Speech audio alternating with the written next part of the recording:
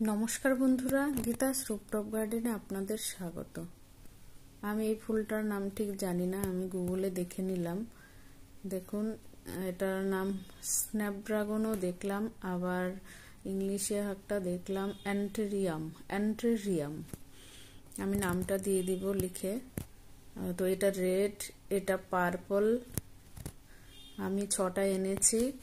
আর আমি দেখুন দইয়ের হাঁড়িতে, মিষ্টির প্যাকেটে, আর হচ্ছে মিষ্টির কন্টেনারগুলো যে হয় সাদা ওইটা, আর হচ্ছে সাবানের কন্টেনারগুলো এর মধ্যে লাগিয়েছি।